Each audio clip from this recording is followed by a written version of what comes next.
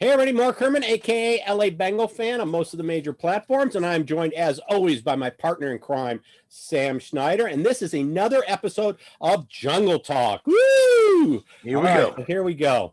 I know it's been a while. It's been kind of a crazy time. Sam moved back to Cincinnati and is busy working there. I'm still here, crazy busy with all the court stuff. Court's fired back up, but I wanted to get an episode up because it had been a few weeks since we put anything up. So we didn't want you to think we forgot about you. So we're putting up an episode. This is going to be a training camp recap and just some general news. So first, let's go in. We extended Hubbard. That's great news. Yeah. Obviously, I want Bates. Bates is my number one guy. He's going to cost us so much more money, and we're going to risk losing him next year. Yeah, and I think it's worth mentioning that, a lot of people, we've talked about how fans always want, every guy that gets released and is out there. And if you ever needed another reason why we're not signing some of these guys, it's because there is a significant amount of money earmarked for Jesse Bates. So and well deserved. I'm hoping we're going to hear something about him soon. You Right. know what I mean? I'm checking my phone often because they obviously want to get it done. Right. They want to get it done before the season. I have not heard anything about how close they are in talks, but every time a day like yesterday rolls around, like yesterday was an off day, I'm like, well, are they still having meetings talking about, extensions and stuff like that? So. Well, he's my number one priority on extending. Absolutely. Whether we could have kept Lawson or not, we'll never know. But the fact that, once you let them kind of go, give them the hall pass to go on out and talk to other teams, we've said this before, they may not come back. And that was the exact case with Lawson. Yes, we signed Hendrickson, but we could have kept Lawson. I don't want to go down that path. I want Jesse locked up now. Right. And I think for his security, and everything I'm reading says he's eager for the extension. So let's hope that happens.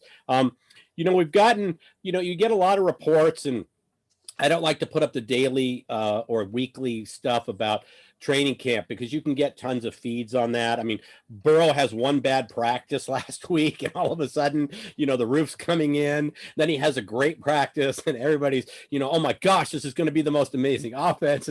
We're going to the Super Bowl. Yeah, so it's just but one of the bigger stories was, that they're not planning on playing Joe Burrow in the preseason. I don't know what your feeling is on that. I'd like to see him take some reps. I mean, he doesn't have to play a lot, but maybe a couple series, at least weeks, get week second or third preseason game, take a few series snaps. I don't know about not playing at all, but I'm leaving it up to the, to our coaching staff. So yeah, I think it's I think they said that. I don't know that they actually believe that. And I also think it's going to be hard to tell Joe Burrow you're not playing. Right. Because he's going to want to anyway. He even said the other day he can't wait till he gets that first hit. Right. So that he can stand back up and be like, "Yep, everything's intact." Yeah. And even Tyler Boyd came out and said the other day, he was like, "Listen, the starting unit has to play at least a series." Right. That's what I'm He's thinking like, about. we all need to be out there together. At least one he said one series. He's like, at least one series. Right. I'd like to see maybe two series, which would be maybe a quarter. You have maybe two possessions. If you go 3 and out, then maybe you play a third series. And you wait and you end on a high note. It's kind of like when you're at the batting cage, when you've got 3 or 4 more pitches coming, but you end on a great one, walk away. I do the same thing at the driving range in golf, before I go to play around.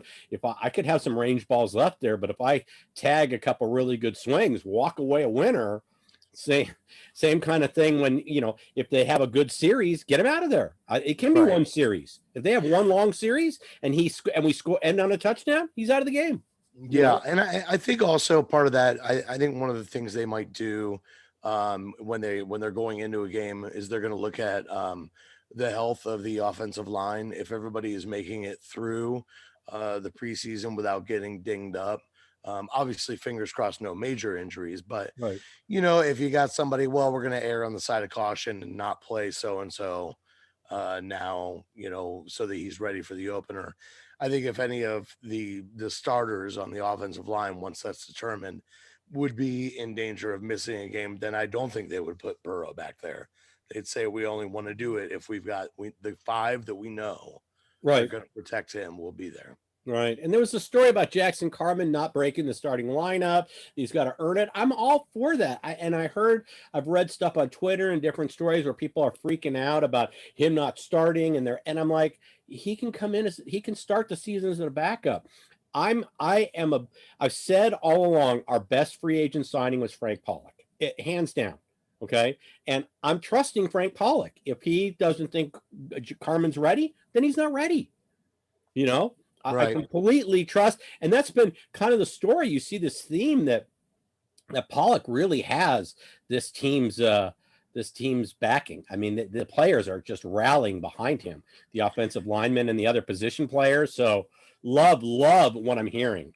Yeah, and there's been a couple clips of him working with guys on the sideline. I can't remember who it was. Somebody sent out a tweet the other day that said, I've been watching Frank Pollock for the last hour, and his face has been bright red the whole time. Right. Because he's been yelling and yelling and yelling. Not because he's angry, but just because he's active. You know what I mean? Right. And every time the guys come off, he's like, this is what you did. This is what you should have done. Right. Things like that. He's a very, very active offensive line coach. As far as Carman goes, I think it's baloney. I think he's going to play. I think he's going to start. He's too smart. He's one of the things they liked the most about him was that he's a really, really smart kid. So I believe that the transition from tackle to guard this season is not going to be one that he won't be able to overcome in the next couple weeks. I agree with you 100%. And let's segue with that smart comment into that's our first and second rounder, because I'm reading nothing but glowing reviews about the high IQ of Jamar Chase. I mean, just how smart he is, how fast he's picked up the book, how he and Joe are clicking right away. I mean, it's got this fan base excited. There's no question about it, which is great. I mean, and the whole wide receiver core. I mean, this is with apologies to someone like the Dallas Cowboys, I can't think of a better wide receiver core than what we have. You got the Cowboys. Maybe you throw somebody like the Bucks in there. Cleveland too. You throw Cleveland in. If OBJ's healthy, they're up there.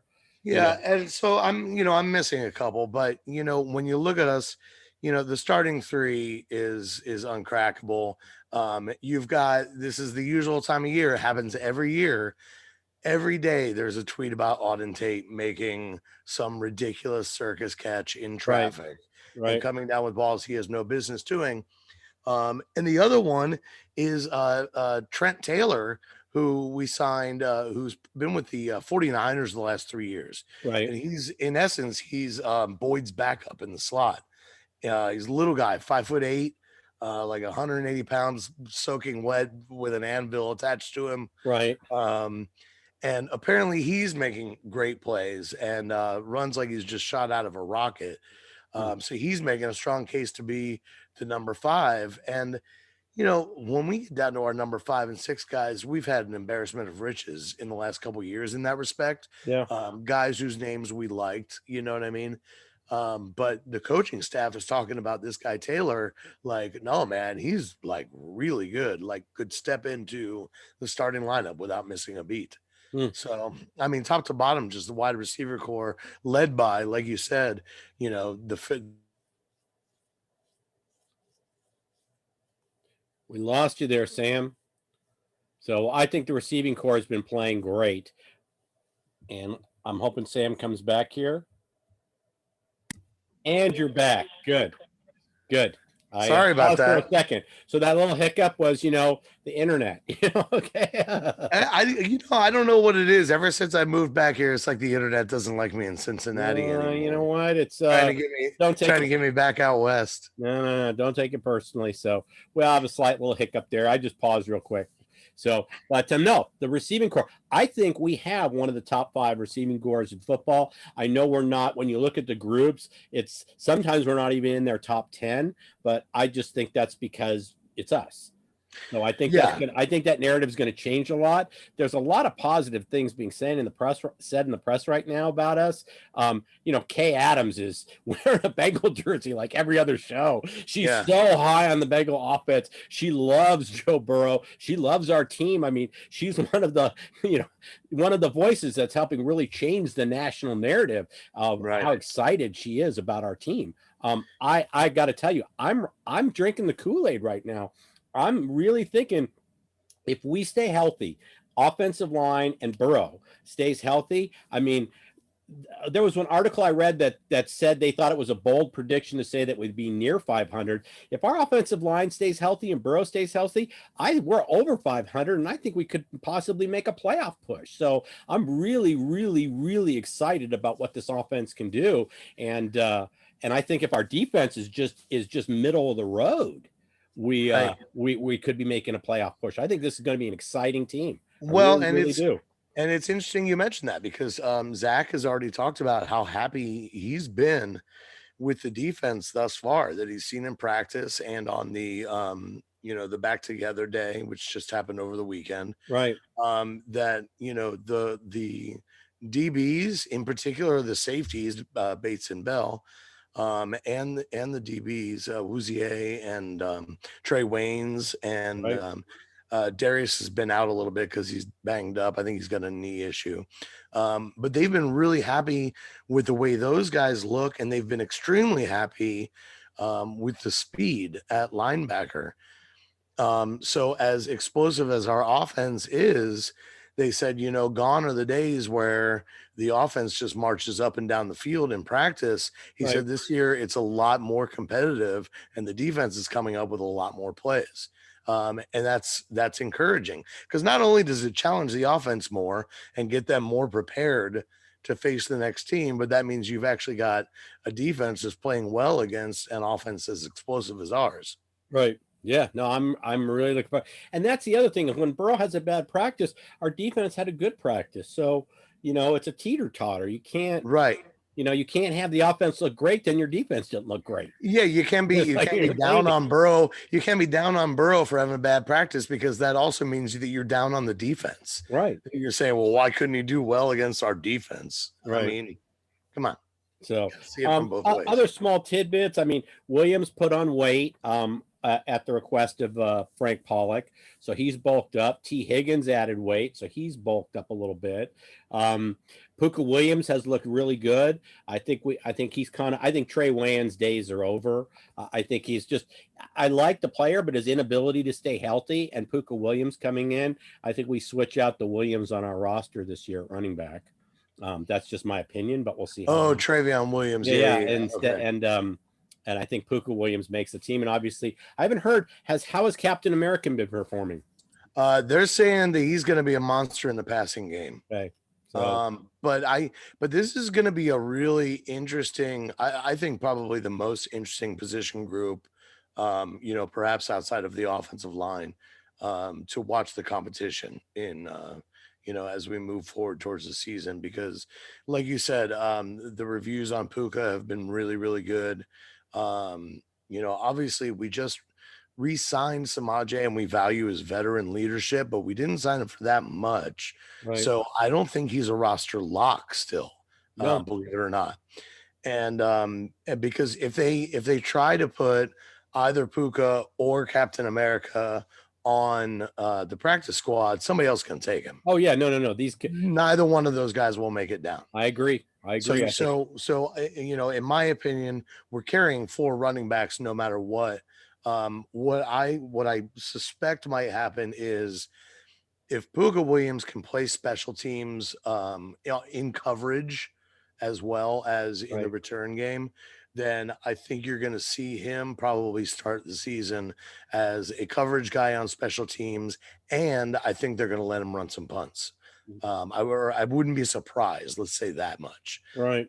If they let him run back some kicks. And I see Evans as being an integral part of the passing game, with Samaje being the main backup to Mixon. So, like you said, I love Travion Williams. I really, really do. And No. he's got so much potential, but it's just, I think he's the odd man out here. And his contract's not going to last that long. I think this is going to be we're going to cut him and give him the opportunity to try to sign somewhere else. Yeah, you know what? It's one of those things, the most important ability is availability. Right. And he just hasn't, he's had opportunities for the last few seasons and he hasn't been able to stay healthy. Yeah. So it's an issue. So, it's a shame because he's really explosive when he is healthy. When he's healthy, he was so exciting to watch, and you thought, oh my gosh, this guy's got, like you said, the P word. He's got so much potential. But if you're not available, I mean, what can you do? And right. It's next one up. So I gotta think we're going with Puka and with Evans on this deal. Yep. So if you're going to sneak one of them, I would put Perrine on the practice squad. You could sneak him over there more than you could sneak the other two. We throw either of the other guys on the practice squad, they're gone. They're gone instantly. Yeah, but I'm pretty sure P. Ryan is officially played too much to. Oh, well, you can put veterans on the PS now. Yeah. There's a lot of flexibility. So there's, like I said, all the COVID the things they did last year, expanding the injury lists and practice squads and all that. We have all that going into this year, which teams are going to need. Quickly, really small comments on COVID. I don't want this to be a COVID show, but clearly there's a definite advantage to having over 85% of your team vaccinated. I'm not going to get into whether they should or they shouldn't or pass judgment, but there's definitely a competitive advantage in terms of availability and what happens if you have close contact with somebody who tests positive. I mean, literally, you just need a couple clean tests and you're back available instead of the 14-day quarantine. So have we heard any news in terms of what percentage of the Bengals have been vaccinated? Yeah, the last I heard previously from my buddy was that we were over 70%, and that was several weeks ago. And then I talked to him yesterday, and he said that we will be at 90% within a week from right now, or from yesterday. Okay. And that Taylor even said that we would be at 92% within 10 days. Love to hear that. Yeah, that's great. Now, what I don't know, it can't affect the number that much. I don't know if that's 92. I mean, keep in mind, that's 92% of the guys that are there right now. Right. So, how many of those guys are actually going to make the team? I don't know. And then all of a sudden the numbers start to balance out a little more. So at this point, the higher you can get over that 85 range, the safer you are going into the season of being there as well. Yeah, they won't list out the teams and the percentages that they're at, but I read a story that Tampa Bay is at near 100%. And I mean, that's going to be a huge advantage for them in that division. And don't think that Tom Brady's not pushing that. It's I've limited he's well, limited. and look at it from this perspective too.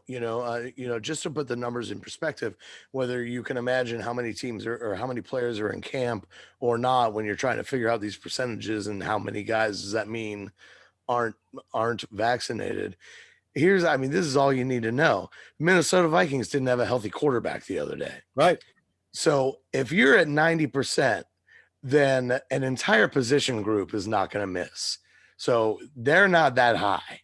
Right. Another team had their entire tight end squad go on COVID. Once again, if they were at 90%, at least one or two of those four guys is still going to be available. It just stands to reason. I'm a math major, clearly. Yeah. So yeah, as far as I know, our numbers look really, really good. Yeah, that's great news. I haven't heard anything out here, and it's like I said, it's a huge advantage. If you're not vaccinated, it's 14-day quarantine. Your players lost for 2 weeks. So during the season, that's a huge thing. If you are vaccinated, it's literally you have to put up 2 tests 24 hours apart that both show you're negative, and you're back in. And boom, you're back. Boom, you're back in, and you don't have the daily testing that you're going to have if you're not vaccinated. So it's just a huge competitive advantage. I know Zimmer was very frustrated. He voiced his frustration. Ron Rivera has voiced his frustration with players, trying to encourage players, but we'll see what happens. But that's great news. And Let's let me hit one other thing that's I mean, we're talking about COVID, but we'll do another injury related thing since I wrote it down here. Obviously our fifth round pick tore his pectoral. right. I don't know what it is with the Cincinnati Bengals and pectoral muscles, but I feel like every year we've got like two guys. Yeah. That's why I don't know if they're pushing too hard in the weight room, or I honestly don't know. It's flabbergasting to me. Right. So that sucks. Obviously, he's lost for the season. On the good news front on that side is that defensive end Cam Sample was placed on the PUP list a week ago, and then and has been taken off of it now. Yeah. So he'll be back to practice this week. So that's good to hear. Trey Hopkins is further along than I thought he was. Right. It sounds like he's probably not going to play the preseason, but they're still holding out hope that he might be go for, if not the opener, within the first 3 to 4 weeks of the season, which is better than I thought he was going to do. Right. Love to have him for the opener. The opening, we'll cover this in our preview show of the season, but it's real important that we get off to a fast start. Right. And that starts with week 1 then against Minnesota. So and there were 2 other ones. Let's see. DJ Reader is still coming back from his injury. He looks like he's slowly coming on too. Right. Again, the timetable is still a little iffy. I thought there was one more, but I can't remember what it was. But